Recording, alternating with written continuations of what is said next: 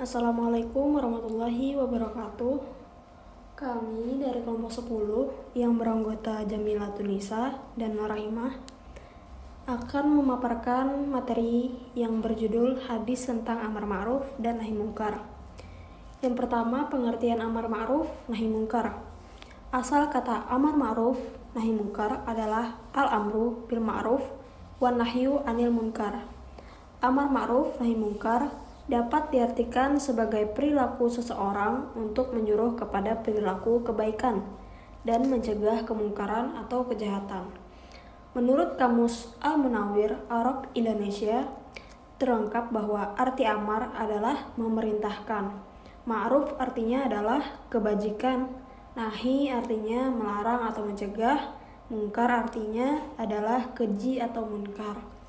Secara istilah, ma'ruf adalah apa saja yang dikenal dan diperintahkan oleh syariat, serta yang dikenal dan diperintahkan oleh syariat, serta orang yang melakukannya akan terpuji. Sedangkan munkar adalah perkara-perkara yang diingkari dan dilarang oleh syariat serta dicela orang yang melakukannya.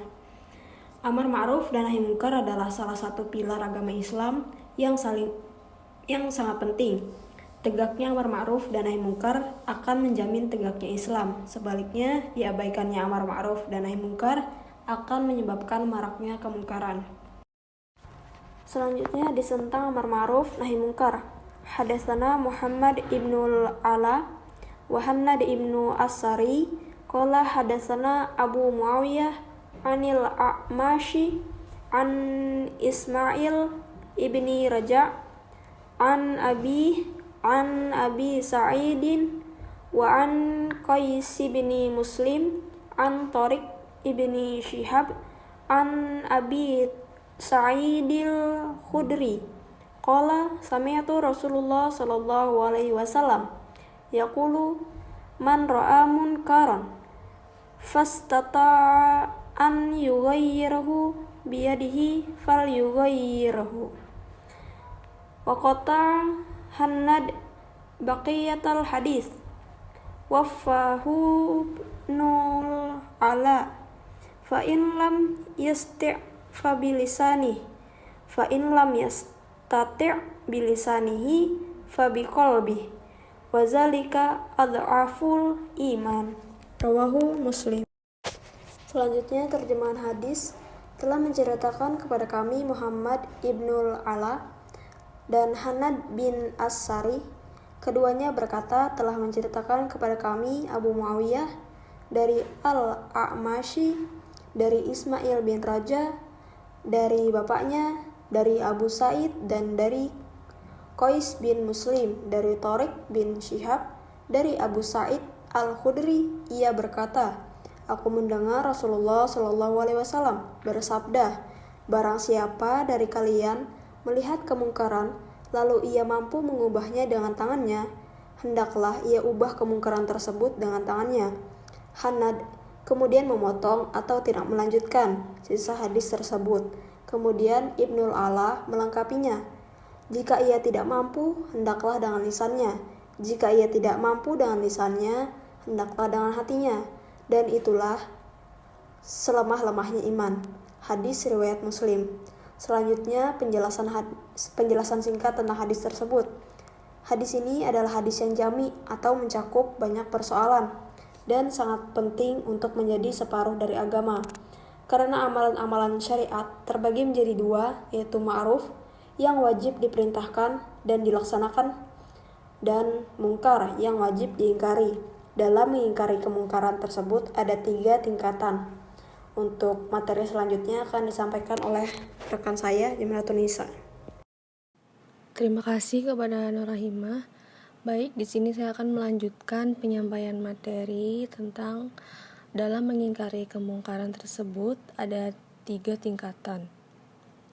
Yang pertama, merubah dengan tangan.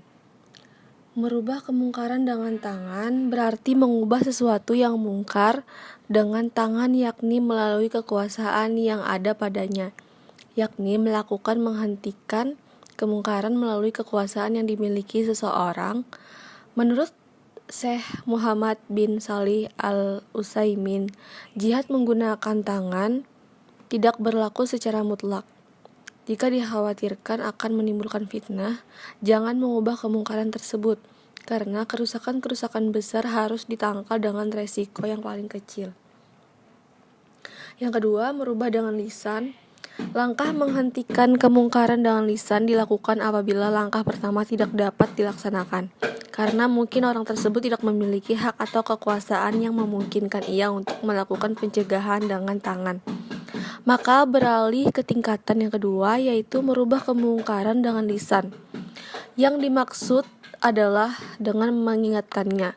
Bisa dengan cara membacakan ayat Al-Quran yang berisi ancaman terhadap perbuatan maksiat yang dilakukan, dengan menasehati maupun dengan menakut-nakuti. Yang ketiga, merubah dengan hati. Adapun tingkatan terakhir, merubah dengan hati adalah berdiam diri karena tidak mampu mengubah dan bertekad jika memiliki kemampuan, maka akan ia ingkari dengan tangan dan lisan. Materi yang ketiga adalah keutamaan mengajak kepada kebaikan. Man dalla ala khairin falahu mithlu ajril fa'ilih. Artinya, barang siapa menunjukkan kepada kebaikan, ia berhak memperoleh pahala sebagaimana pahala orang yang melakukannya.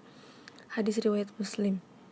Pahala yang didapatkan oleh seseorang bukan hanya karena ajakan kepada kebaikan, akan tetapi ia akan memperolehnya juga jika dakwahnya itu diikuti, baik itu amalan kecil maupun besar, dan mengubah segala perbuatan yang awalnya tidak baik menjadi lebih yang sesuai dengan ajaran agama. Peran penting amar ma'ruf nahi mungkar ini semakin jelas jika kita mengkaji ayat-ayat yang berbicara tentang manfaat amar ma'ruf nahi mungkar, antara lain: yang pertama, pintu gerbang keberuntungan, Quran Surah Ali Imran ayat 104. Yang kedua, ciri umat terbaik, Quran Surah Ali Imran ayat 110. Yang ketiga, sendi pembangunan akhlak terpuji, Quran Surah Ali Imran ayat 114. Yang keempat, tugas mulia para nabi, Quran Surah Al-A'raf ayat 157. Penyebab turunnya rahmat, Quran Surah At-Taubah ayat 71. Yang keenam, sifat-sifat orang mukmin, Quran Surah Al-Hajj ayat 41. Yang ketujuh, kewajiban Allah Subhanahu wa Ta'ala, Quran Surah Luqman ayat 17. Ada beberapa manfaat bila amar ma'ruf dan nahi mungkar ditegakkan. Yang pertama, akan menjadi bagian dari orang-orang mukmin. Yang kedua, akan menjadi orang-orang yang soleh. Yang ketiga, akan mendapatkan keselamatan. Yang keempat, akan menjadi orang-orang yang meraih kemenangan. Yang kelima, Allah akan memberikan rahmat dan karunia-Nya kepada kaum tersebut sehingga tercipta kerukunan, kedamaian, dan ketentraman. Dan yang terakhir, akan dijauhkan dari ajab Allah. Sekian dari kami. Apabila ada salah kata atau kekurangan, mohon maaf. Terima kasih. Wassalamualaikum warahmatullahi wabarakatuh.